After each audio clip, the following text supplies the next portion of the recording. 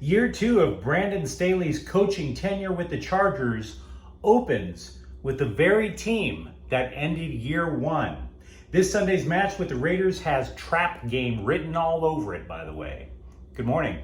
I'm James of Faithful Angelino Sports with a weekly Chargers preview. If you enjoy the content I'm about to provide, don't forget to like and subscribe to the channel. We do talk LA Chargers football here. Now, before we go into the news and notes from around the game, this is a rivalry that actually has a little bit of personal bearing for me. Back when I used to work as a sports writer for Gannett News Service, I covered the Raiders in their last year in Los Angeles. I remember being on the sidelines for the infamous Stan Humphries game in the Coliseum, where he hid from the trainer so that he wouldn't get benched and therefore give the Raiders a chance to come back. So yeah, Raiders and Chargers have been etched into my brain pretty deep. The bottom line with this particular game, though, I believe the Chargers do have superior talent, particularly with what they've added on defense. But Las Vegas has multiple paths to victory, which we'll get to in a moment. We'll start off with the positives for the Bolts. You have quarterback Justin Herbert, who not only avoided a sophomore slump, he became the first Chargers quarterback to throw for more than 5,000 yards last year. Austin Eckler, he scores 20 touchdowns, both in receiving and in rushing. Then, of course, you go out, they added six-time Pro Bowler Khalil Mack to pair with Joey Bosa on the defense. LA was the fifth biggest spender in NFL free agency. Virtually all of it to retool a defense that last year couldn't stop the run and couldn't get off the field at the end of third down.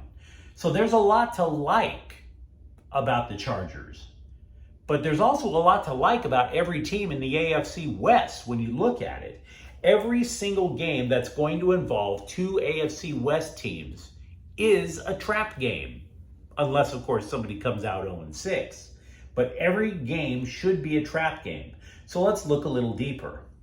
When the Chargers have the ball, I think the Raiders may inadvertently play into the Bolts' hands. See, Vegas switched this year with new coach Josh McDaniels. He brought in a new coaching staff. They have switched to a 3-4 defense.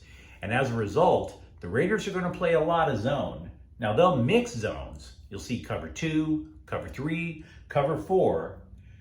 But the thing is, Herbert excels throwing into zone coverage. He's the guy who finds the holes and the windows in zone coverage. And I might add that the Raiders will also miss cornerback Casey Hayward, who was their best cover corner last year, and now he plays for Atlanta.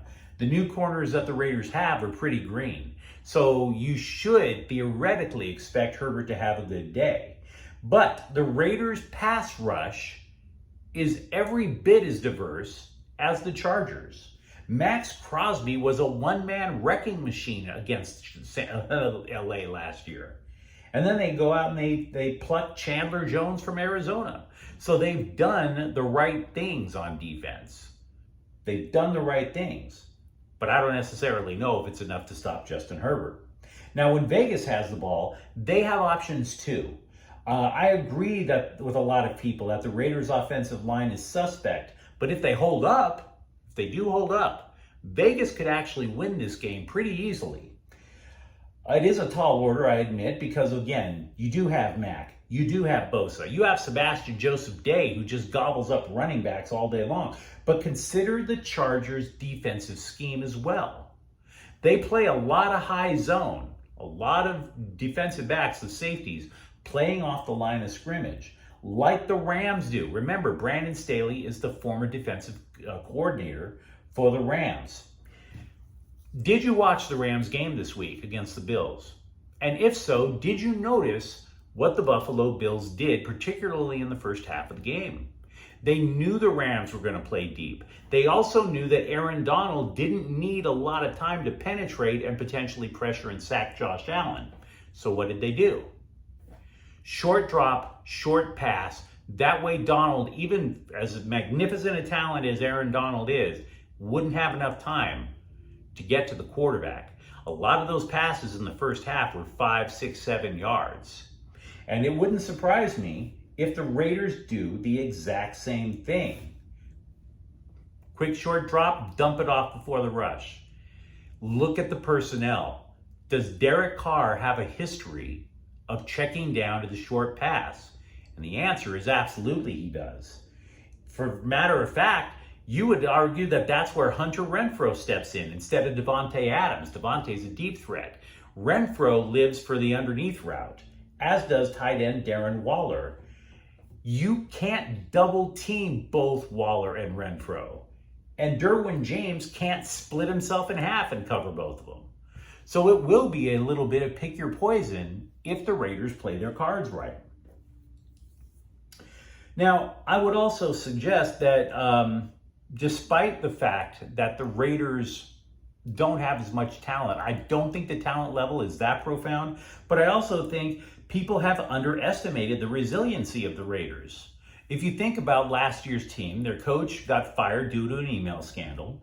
They had a wide receiver who was arrested for allegedly killing a lady in a car crash. They had to win their final 4 games to get into the playoffs last year, including that season finale in overtime against LA. And then they wound up giving the Bengals all they could handle in the wild card round.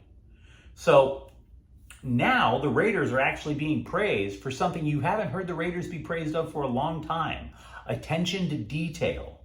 So when have you ever heard the Raiders and discipline being used in the same sentence and not as a punchline? This is a trap game. This very much is a trap game. So, and frankly, if you're a Chargers fan, I appreciate your optimism. You should be favored. You really should. But I think Vegas has 3 or 4 paths to victory. 1, the underneath routes to negate the pass rush. 2, what if it's close? The Raiders actually have better special teams. And 3, frankly, Brandon Staley goofs with those 4th down gambles again, just like last year.